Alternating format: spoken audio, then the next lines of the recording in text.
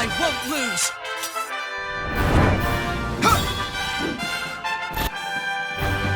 What's up guys, you know the drill, that's probably why you are here. So let's get start off with Marth. Now, if for some reason you're playing Marth over Lucina, just know you're an awesome person for that, because Marth is significantly cooler.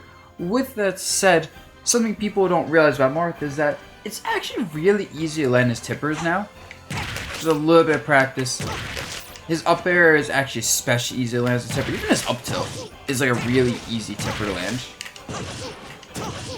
But it's especially easy to land as tippers when you're playing grounded and defensive, because when you're just able to walk back and forth, you can really microspace with this character. Even out dashes is pretty easy to microspace, but the moment you're in the air, drifting, and trying to deal with the opponent's like movement, it becomes a lot harder to get those tippers. So, really, when you play this character, stay a lot more grounded, kind of stay more passive, look for your punishes, and you'll be landing tippers like an absolute champ.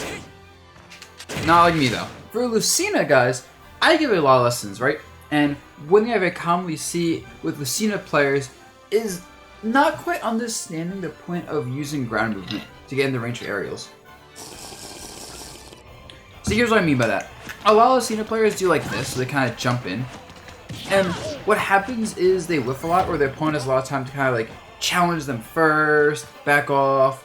There's a lot of ways to mess up, because Lucina isn't exactly fast in the air, especially compared to her ground speed, which, to be fair, most characters are much faster on the ground than in the air. And what happens is, especially with Lucina's kind of like poor drift, you're unable to drift back and like avoid punishes. So, a very simple thing to do with a character like Lucina is dash into the range where you can strike with a rising aerial, which in Lucina's case, her nair is really good. So you can like dash into nair range, and then drift back out after dashing in. So do like dash in, jump out. Dash in, jump out. That way you can use your air drift or momentum to like get that very nice spacing and make it safe, whilst exploiting your max sword range. And it's a lot scarier to deal with her, and it also gives you access to mix-ups of doing rising aerials or falling aerials. One of the simplest things you can like now run up and do like this rising nair, which, by the way, nair is like her best move probably, and I feel like almost everything you do in Lucina, it kind of revolves around air, but it gives you access to that move, and it gives you access to like jump and like drift back fair. Jump and do like a falling nair and go for like a combo like this. And it just makes it a lot harder to read how you can start doing things like this even, run up shield and do mix-ups out of that. There's so many options once you are in a threat range where you have multiple tools to use, you're not just drifting at your opponent. And kind of hoping they mess up. Alright, young players, we gotta talk about something.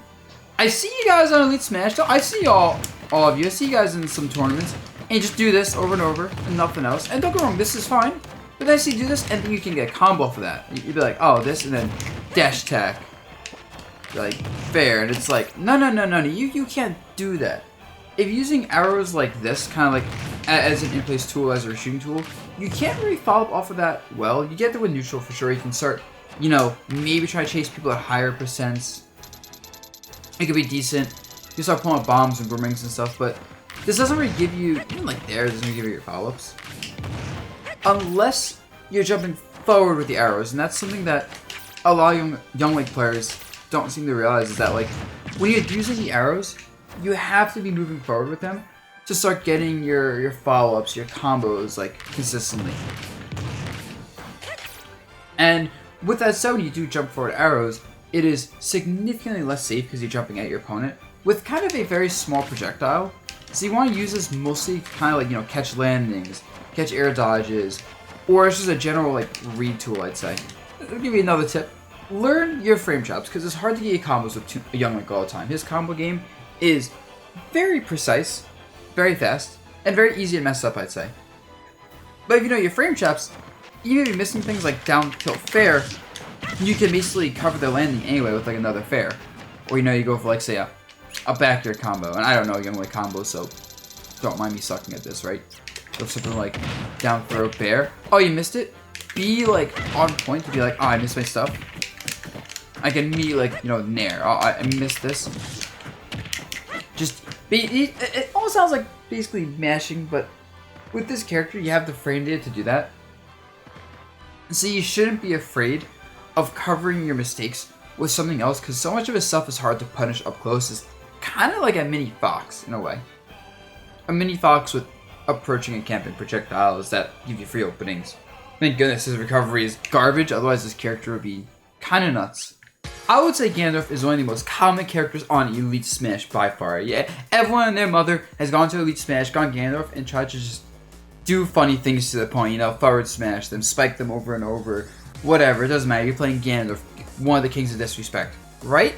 With that said, I see a lot of people trying to play neutral with a lot of like side B, I see a lot of like full screen down B, which to be fair I do this all the time as well, but I see people using like a lot of those burst option tools and a lot of the kind of the more satisfying flashy tools, but people, I need to see more of this move, just there, this move.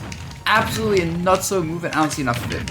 It's a good rising aerial, outside of the fact that it's not catching Joker well. I mean, slightly delay it. It can lead to combos. It's a massive hitbox, by the way. It's not too slow considering the range. It's also surprisingly hard to punish if you space it well.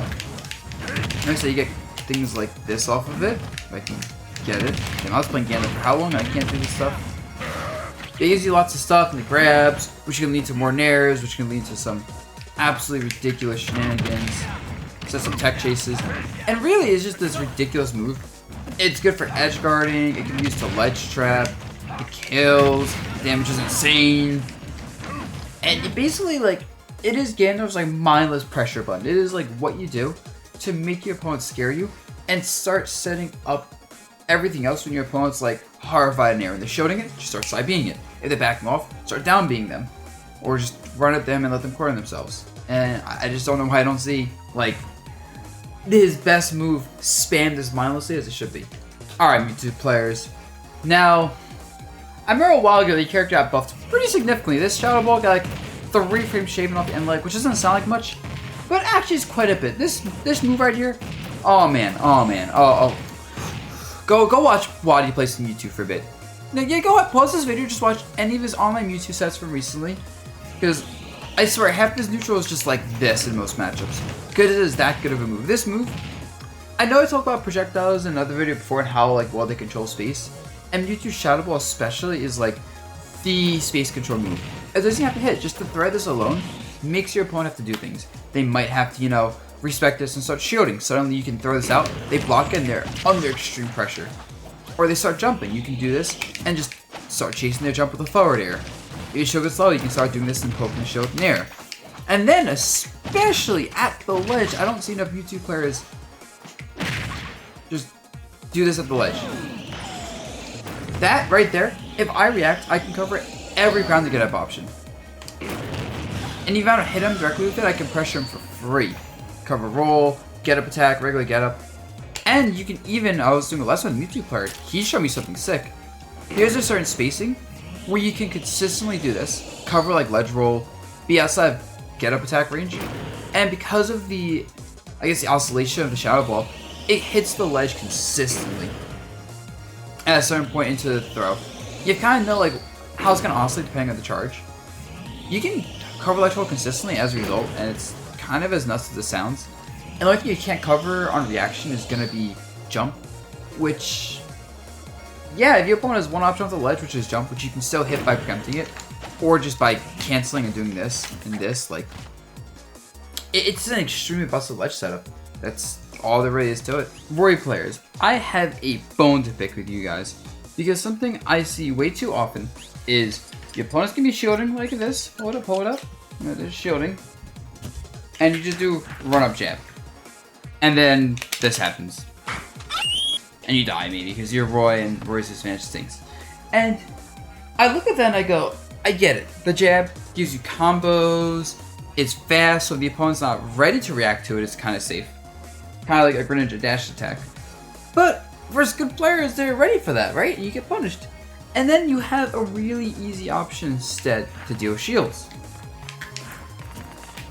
Down tilt. Comes out a little bit slower. Sure, it doesn't hit the air or anything, but in exchange, it's -3 on block, whereas the jab is like -9 on a sweet spot, -12 in sour spot, and doesn't even lead into combos anyway, as far as I know. But yeah, so down tilt, it's -3. In ultimate, that's basically plus on block, because jump squat ultimate's frame 3. shield grabbing has 4 frames added to the startup of it. And then unless something has like a really fast like up smash or up B out of shield, basically no character can punish it or even contest you doing like down tilt into jab. Even like down tilt into down tilt is surprisingly a good option if someone keeps holding shield. So yeah, I just don't know why I don't see more Roy players do this. It's an absurd shield pressure option, and it's not like it doesn't give you a reward. Sure, low percents, you don't get much, you get just a little poke, whatever. But you get nice tech chases at higher percents, like, and I'm not the best Roy player or anything, but like, you get like tech chases into stuff. Even the ledge, you can go for like this and get an edge guard going, or at least a ledge trap going, and it's just, I just don't get it. I just don't get why, like, over 2 years into this game, I'm still seeing Roy players just jab mindlessly in the shield and hope their opponent's bad, when they have a way to punish their opponent for being good.